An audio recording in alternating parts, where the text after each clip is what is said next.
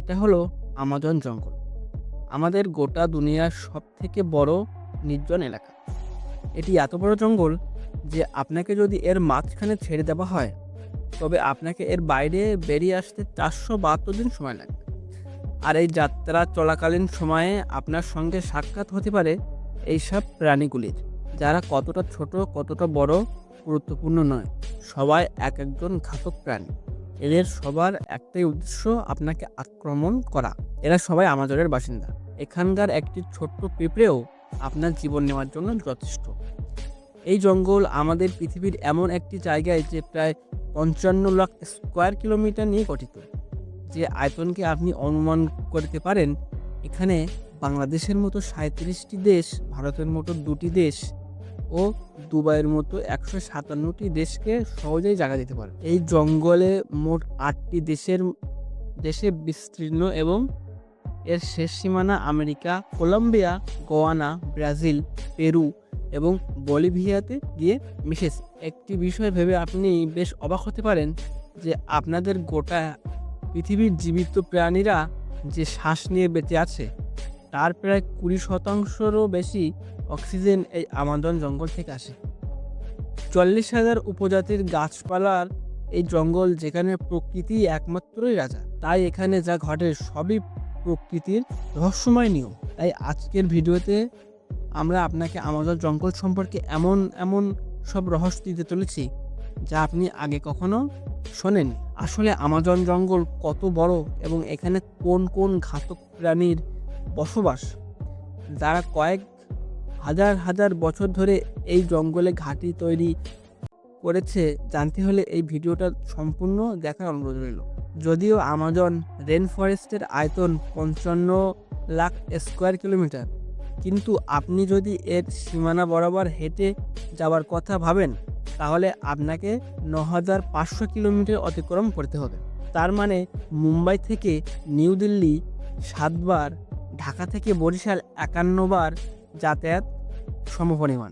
এত বড় এবং ঘন আমাজন জঙ্গলকে রেন ফরেস্ট বলা হয়, তার কারণ বছরে একটিমাত্র সপ্তাহ নেই যেখানে বৃষ্টি হয় না। আমাজন জঙ্গল এত ঘন যে গাছপালার ওপরে বৃষ্টি পড়ার ১০ মিনিট পর সেই বৃষ্টির পানি মাটিকে স্পর্শ করে। এবং এই ঘন জঙ্গলের কারণে দিনের বেলাতেও আমাজন জঙ্গল রাতের মতো অন্ধকার থাকে, কারণ এই ঘন জঙ্গল সূর্যের আলোকে ভেতরে প্রবেশ করতে বাধা দেয়। সুতরাং এমন একটি জঙ্গল যেখানে প্রচুর বৃষ্টি এবং ঘন হবার কারণে এখানে যে গাছপালা, পশু পাখি বাস করে তা অনেক অঞ্চলে খুঁজে পাওয়া যায়। এই জঙ্গল ৪০,০০০ প্রজাতির গাছপালা, ১৩০০ প্রজাতির পাখি, ২২০০ প্রজাতির মাছ, ২৭০ প্রজাতির ম্যামাস এবং ৩৮০ প্রজাতির অদ্ভুত ও ভয়ঙ্কর ছোট প্রাণী বসবাস করে। যদি এই অঞ্চলের ছোট বিষাক্ত প্রাণীর কথা বলা হয়, তাহলে এখানে ২৫ লক্ষেরও বেশি আলাদা আলাদা বিষাক্ত পোকামাকড় রয়েছে।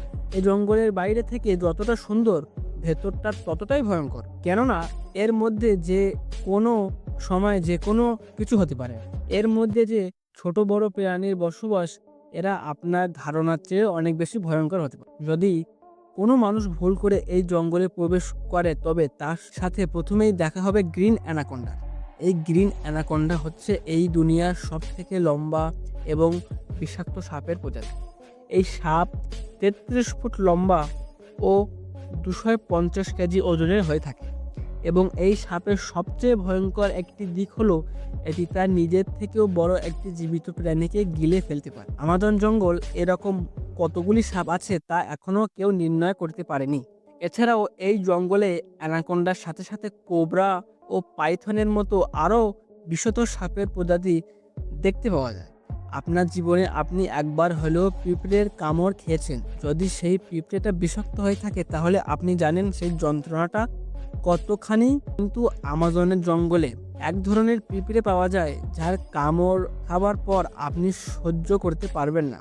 বুলেট অ্যান্ড নামের এক ধরনের পিঁপড়ে, যা আমাজন জঙ্গলে পাওয়া যায় এবং এগুলি তার শরীরের মধ্যে বিষধর বিষ লুকিয়ে রাখে।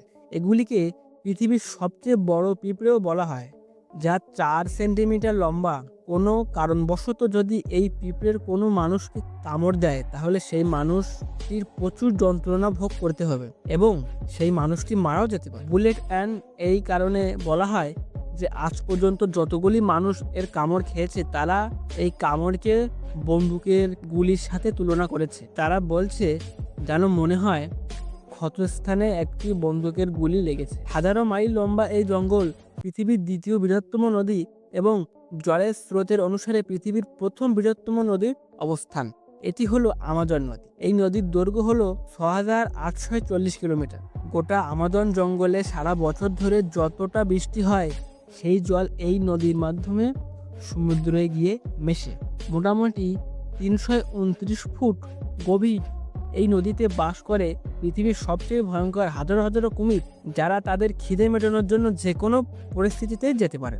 আপনি জানলে অবাক হবেন, আমাদের নদীতে ১ সেকেন্ডে ২,১৯,০০০ কিউবিক মিটার জল অতিবাহিত হয়। আর এই জলের পরিমাণ আপনি একটি অনুমানের সাথে করতে পারেন যে পৃথিবীর সবচেয়ে বড় swimming pool city star Sharm el Sheikh, যা ইজিপ্টে অবস্থিত। এই পুল আমাজন নদী থেকে অতিবাহিত জল দ্বারা মাত্র ১ সেকেন্ডে পূরণ হয়ে যেতে পারে। আমাজন নদী থেকে যতটা জল অতিবাহিত হয় ওই সমুদ্রে গিয়ে মেশে, এই জলের পরিমাণ আপনি পৃথিবীর আরও ৪০টি নদীর জলের সাথে করতে পারেন, যার মানে একটি নদীর জল ৪০টি নদীর সমান। আমাজন নদীতে মনুষ্য জগতের অনুপস্থিতির কারণে এখানে বেশ কিছু রেয়ার প্রজাতির প্রাণী দেখা যায়, যার মধ্যে সবচেয়ে বিশেষ পিঙ্ক ডলফিন। মোটামুটি ৯ ফুট লম্বা এবং ২০০ কেজির ওজনের এই ডলফিনগুলি অন্য সব ডলফিনের চেয়ে দ্রুত, গতিসম্পন্ন এবং বুদ্ধি অন্যদের থেকে বেশি হয়ে থাকে, কারণ এদের মস্তিষ্ক অনেক বুদ্ধিসম্পন্ন হয়ে থাকে। যদিও সমস্ত ডলফিন মানুষের সাথে সহজেই মিশে যেতে পারে, তবে আমাজন নদীর এই প্রাণীগুলির মানুষের ওপর আক্রমণও করে থাকে। বিজ্ঞানীরা ও বিশেষজ্ঞদের কাছে এমন বহু প্রমাণ রয়েছে যে ফেলে আসা ২,৮০০ বছর ধরে এই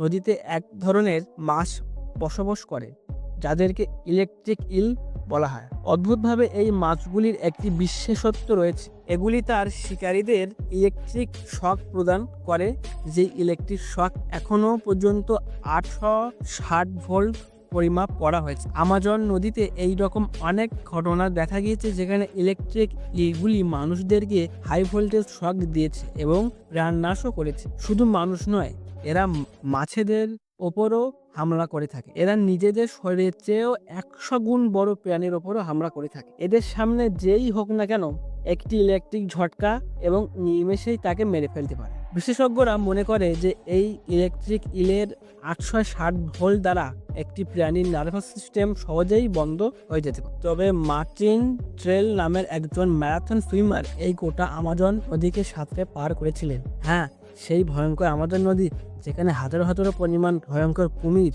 ইলেকট্রিক ইল এবং সেই ভয়ঙ্কর সাপ এর বসবাস। কিন্তু মার্টিন কিভাবে এই ভয়ঙ্কর নদীকে পার করেছিলেন এবং এই রেকর্ড তৈরি করেছিলেন, তাও মাত্র ৬৬ দিনের মধ্যে। ২০০৭ সালে তিনি সবচেয়ে ভয়ঙ্কর রেকর্ড তৈরি করতে এই ভয়ঙ্কর নদী আমাজনকে বেছে নিয়েছিলেন। একটি গোটা দিনের মধ্যে তিনি ১০ ঘন্টা আমাজন নদীতে সুইমিং করতেন এবং বাকি সময়টা কিনারায় বিশ্রাম নিতেন।